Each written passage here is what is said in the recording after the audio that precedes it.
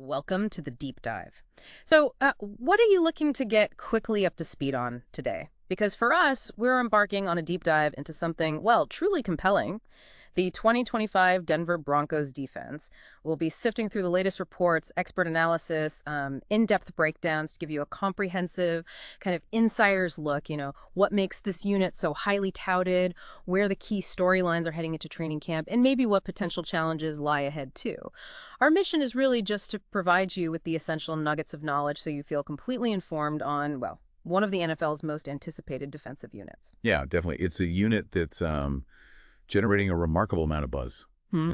and the excitement, I think, is well-founded that when we look back at their 2024 performance, this defense was incredibly strong. They allowed, what was it, only 18.2 to 18.3 points per game. That placed them third lowest in the entire NFL. Right. And beyond just limiting points, what aspect of their 2024 play really highlighted that dominance for you?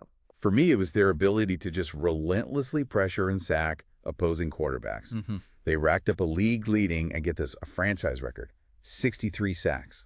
63. Wow. That's an astonishing number, and it speaks volumes about their front seven's capabilities. And it wasn't just the pass rush, was it? Their run defense saw this massive transformation too. No.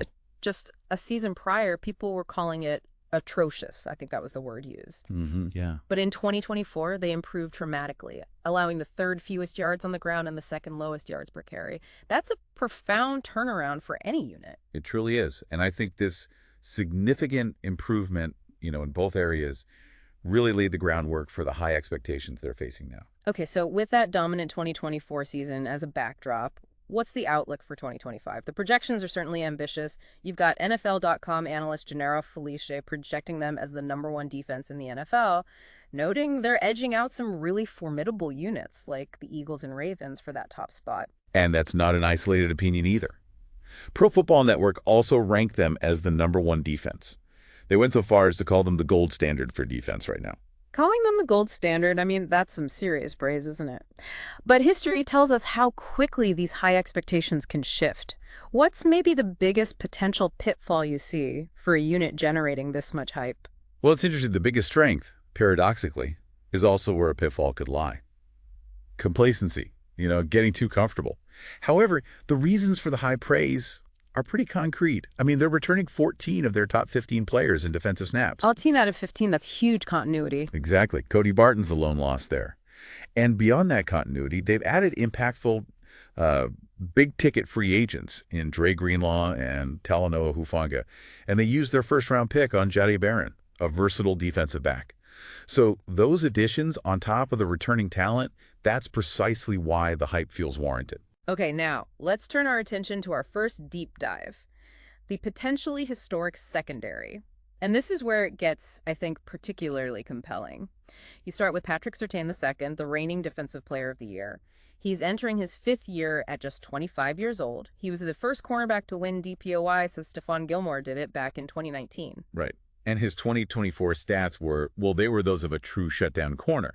He allowed only 38 completions on 62 targets. That's a 61.3% completion rate. Gave up just 5.3 yards per target and only 2 touchdowns all season. Just 2. Yeah. He truly thrived in Vance Joseph's cover 1 and cover 3 heavy scheme.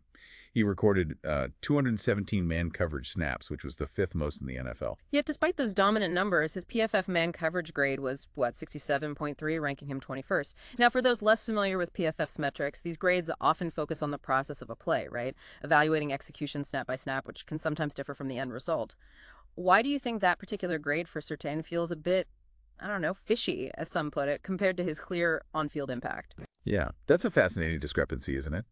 Well, the eye test, it clearly shows Surtain's dominance in man coverage. PFF's detailed grading can sometimes flag, minor technical nuances or maybe individual losses on a given snap, even if the ultimate outcome is positive, like a pass breakup or an incompletion because of pressure. But then you look at his excellent zone coverage grade, 89.8 on 339 snaps, combined with his overall impact. Right. It really underscores that the on-field results consistently validate his elite status, regardless of maybe one specific metric that seems a little lower. Absolutely. Okay, moving on to the new faces and emerging talent in that secondary. Jahdae Barron is a really intriguing addition. The Broncos were reportedly pleasantly surprised to draft him 20th overall, viewing him almost as a luxury pick. Mm-hmm. He won the Jim Thorpe Award in college, and his versatility is key, allows him to play both inside and out, potentially as a joker on defense, meaning, they can move him around to create mismatches or blitz from unexpected spots. And his college stats are pretty remarkable. 110 nickel snaps, 0 touchdowns allowed, 9 pass breakups, 5 interceptions. 0 TDs. Wow. Yeah, and just 279 yards allowed in 2024, plus a 90.9 PFF zone coverage grade, which was second best in college football. The significant challenge for him, though, will be that transition, right? Going from a heavy zone scheme in college to Vance Joseph's more man-heavy scheme in the pros, that's a big adjustment. Definitely. Then you have Riley Moss, the boundary corner, playing opposite Surtain, and we know what that means. It often means a significant volume of targets coming your way. A crap ton of targets, yeah. Right. In 2024, he allowed 67 completions on 103 targets, that's 65.0%, and 4 touchdowns. He had 198 man coverage snaps, 13th most, but his PFF pass defense grade was low, 58.0, despite showing some promising flashes at times. And it's worth noting, as you mentioned, he battled injuries through the latter half of last year. That certainly didn't help his consistency. Yep. Looking at the other corners, Jaquan McMillian has been a solid nickel. He even had that game-winning pick 6. Remember that? Yeah, huge play. But with Barron's arrival and maybe his body type not being ideal for dime packages, he's being talked about as a potential trade candidate. Chris Abrams-Drain, on the other hand, he shows good potential, maybe as a long-term backup, either nickel or boundary corner. Had a strong PFF grade in his one start last year. Okay, let's talk about the safety duo now. Brandon Jones really seemed to exceed expectations in 2024 after stepping in for the longtime veteran Justin Simmons. His stats were exceptional: 115 total tackles, 6th best among safeties, 10 passes deflected, 3 interceptions. Pretty productive. Very. And his PFF zone coverage grade was impressive too, 89.1, the best among all safeties last year. But Talanoa Hufanga, though, he represents a significant if for this secondary, doesn't he? He really does.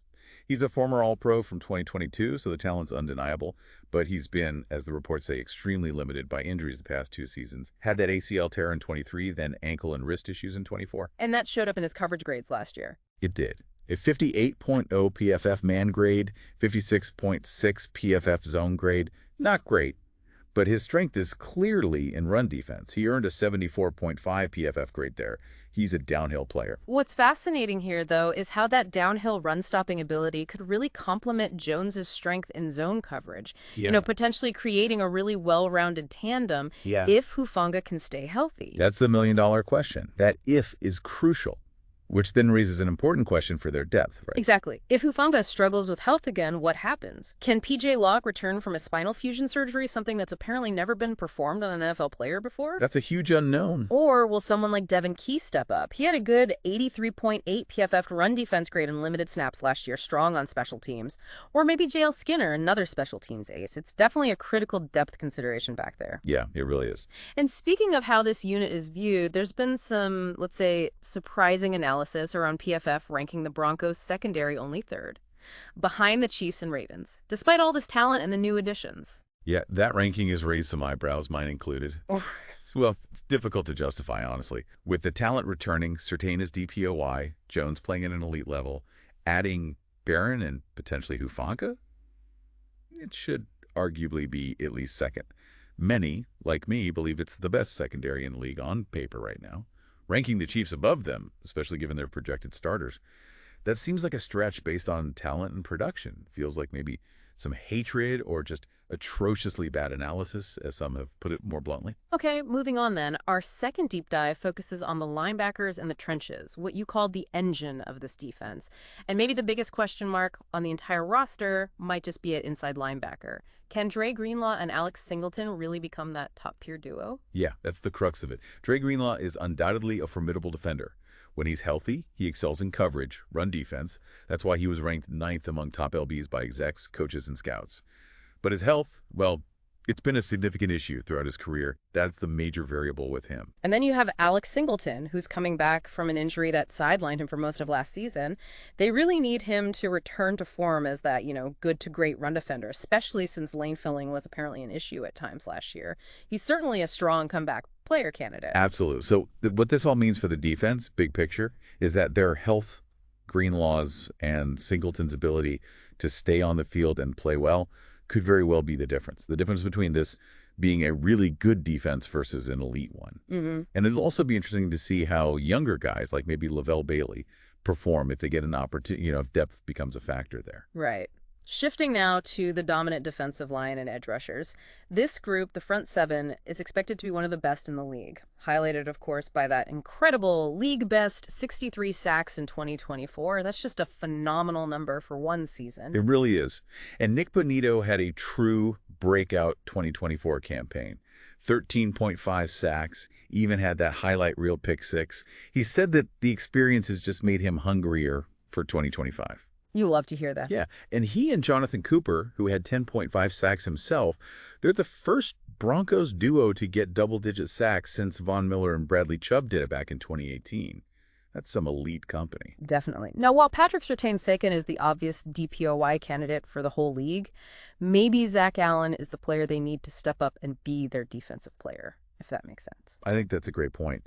The front did struggle sometimes against tougher offensive lines last year. Think about the Bills game, the Ravens game. Yeah. And Allen needs to be that guy who consistently wins in the trenches against those top-tier opponents, especially in big moments. Plus, he's also in the final year of his contract, which just adds another layer of motivation and a storyline to watch. Yeah, that brings us to a key financial storyline. Contract extensions, you mentioned Allen, Nick Bonito, Jonathan Franklin-Myers, who also had a career-best 2024. They're all in the final year of their contracts, and they're all expected to get significant raises. It's going to be a real challenge for the Broncos to keep all three, isn't it? Even with future cap space. It's going to be tough, yeah. That's a lot of money potentially tied up in the defensive front. It's a storyline we'll be tracking closely. And we can't overlook Malcolm Roach. Maybe an underrated name, but absolutely crucial member of this unit. Right? Absolutely crucial. This run-stopping specialist was instrumental, truly instrumental, in turning around that atrocious run defense in 2024. He tallied 43 tackles, 5 TFLs, 2.5 sacks last year. He proved to be such a valuable rotational piece inside. And guess what? He, too, is playing for a new contract. So this is a pivotal year for him as well. Lots of guys playing for deals on that D-line.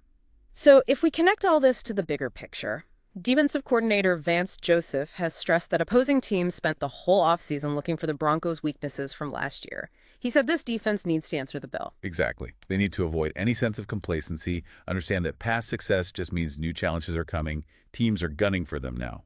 Absolutely. And you hear guys like DJ Jones, even Hall of Famer Steve Atwater, emphasizing the importance of individual players just focusing on the details, evaluating their own film, maintaining that competitive edge. It's about that no egos mentality. Right, the we're all going to eat mindset they talk about in the locker room, where everyone contributes, everyone shares in the success. That's vital for a unit trying to be truly elite. So what's the key then to actually reaching that elite status, making that jump? I think the key ultimately will be making the necessary plays on third down and in the red zone, especially against the top quarterbacks, facing guys like Josh Allen, Lamar Jackson. That's where champions are made, converting those critical moments into game-changing stops. And here's an interesting concept we're calling the Surtain effect, as offenses increasingly just avoid targeting Patrick Surtain II altogether. Which they absolutely will. Right. It funnels the ball elsewhere, and that creates significant opportunities for the other, blue chip players on that defense. Think about Bonito maybe getting more one-on-one pass rush matchups. Or Hufanga, Brandon Jones, Zach Allen, Jonathan Cooper stepping up to make game-changing plays because, the ball has to go somewhere else. It's like a domino effect that could elevate the entire unit. That's a great way to put it. Yeah, this defense certainly has immense potential. It's packed with talent coming off that record-setting year. They've addressed key weaknesses seemingly through free agency and the draft, and they have multiple players primed for breakout or comeback seasons. The hype, I think we can agree, is indeed real. And the pieces are certainly in place for them to be a truly dominant unit in 2025. So this defense is being compared to One of the greatest of all time, right? The no-fly zone. Yeah. Given their current talent, the coaching, the new additions we've talked about, what do you think is the single biggest factor, the one thing that will determine if this 2025 Broncos defense truly lives up to those monumental gold standard expectations and maybe, just maybe, even surpasses its legendary predecessors? Something for you to think about.